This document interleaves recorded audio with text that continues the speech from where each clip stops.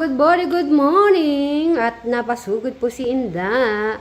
At meron po yatang i-explain sa amin ni Bri.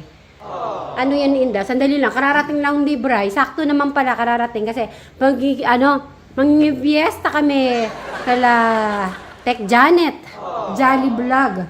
Ano masasabi sa fiesta, Inda? Kala Pinaranda.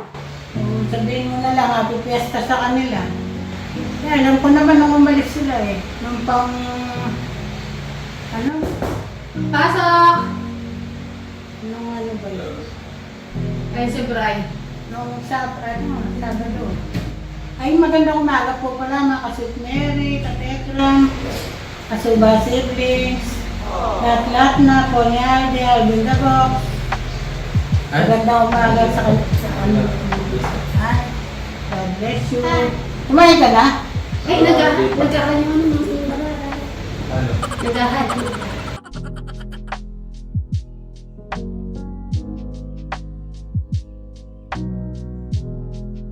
Ayun.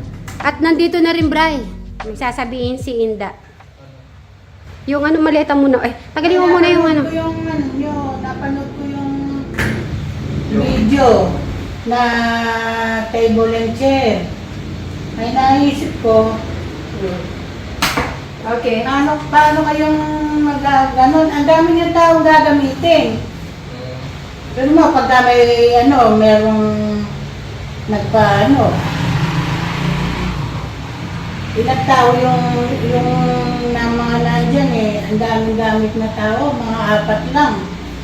Siyempre magkakasanong bakal. O, tsaka yung mga upuan.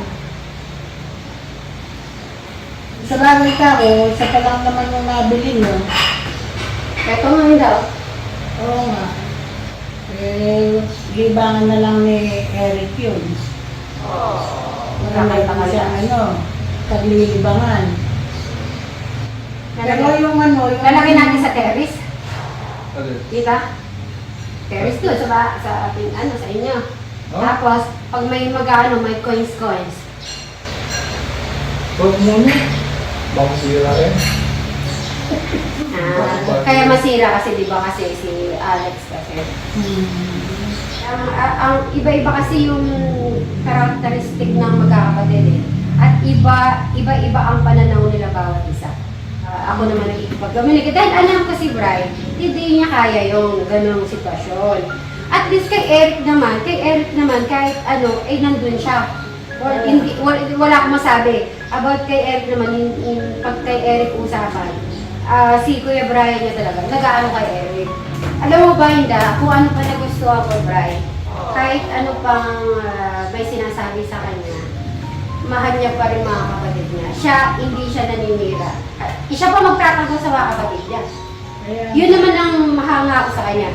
Hindi niya sinisiraan yung mga kapatid niya kahit na nanira ng gamit, kahit nanira ganyan, kahit na magulo. Hindi niya sinisisi pa rin yung parang sisisihan niya sa mga buong mundo, sasabihin niya, ganyan yung kapatid ko kasi di ko ganyan.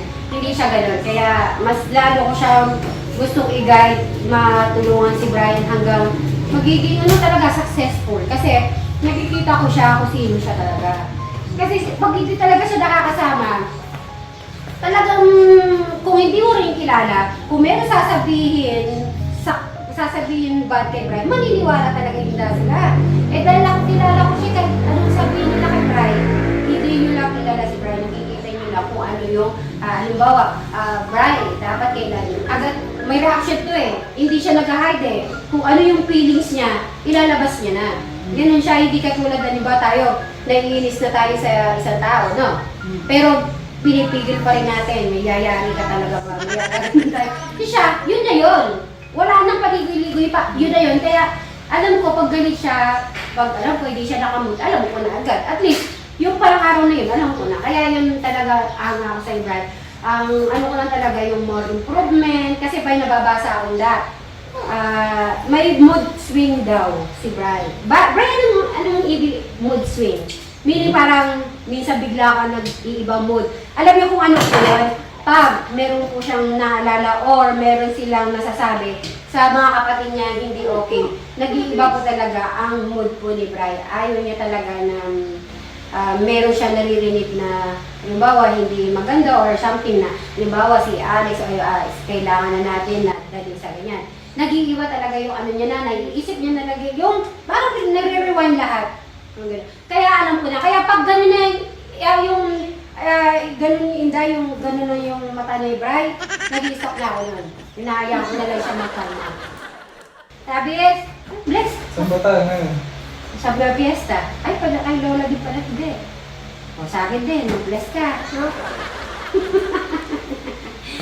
Ayun, at so meaning hindi na naman itong renting. Pareho naman kayo ni Bri eh. Bri, siguro nag-usap kayo ni Inda, no? Di ba ikaw din?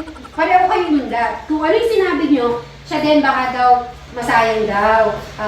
Tapos, Naisip ko kasi yung ano, yun lang, kaya ba nang mag-isa ni Brian na magkasal ng bahay? si Eric gusto ko sana si Eric eh. Ay, hindi ka minsan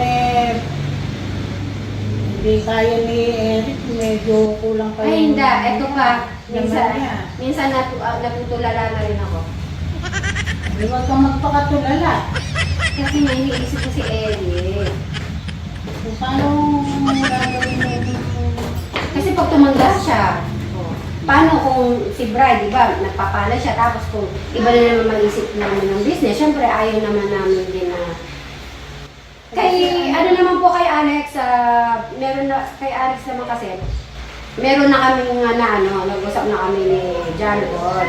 So, nakapending pa po yun kasi nga, nilalaylo-laylo pa po namin yung mga bagay-bagay. Malalaman at malalaman yun din in the future this month or next month kung ano po yung mga para po mapabuti po si Alex para maging maganda kasi pag ano kasi sila Ida hindi nila madala yung pressure at saka stress, hindi nila kaya. Si Jano din, mabilis siya ma-stress lalo na sa mga viewers. Kung sa mga message, hindi siya na-stress doon. Sa mga kapatid lang niya, pag medyo may something na namumblema, doon lang siya na-stress. Pero kung hindi niya naman inaano yung mga views. Yung mga viewers naman, kumbaga, tinutulungan lang kayong mag-isip kung ano yung dapat. Hindi pa kumain si Brian, pakainin mo na muna.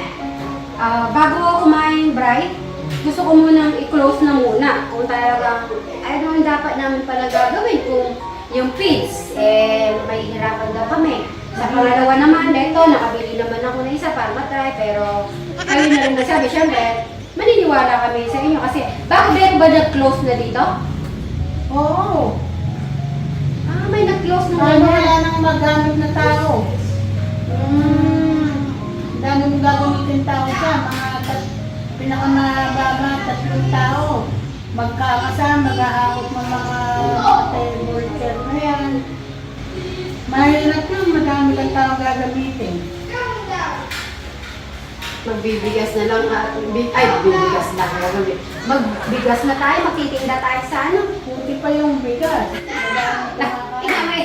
Hindi niya talaga yung bigas din. Palay. So, ayun po mga kasitberries, mag-iisip na naman po kami. So, close na naman po to. Kailangan na, at least, hindi tayo naglabas ng di ba, right? At least ito muna, at least nagagamit natin to pag may birthday. Or, nagagamit naman to. Buti pala, isa pala kung hindi, lagot ako kay Bri. Kung hindi, lagot ako dun. Sasabi, kasi, binili mo na agad-agad, yung isa lang, gano'n yan.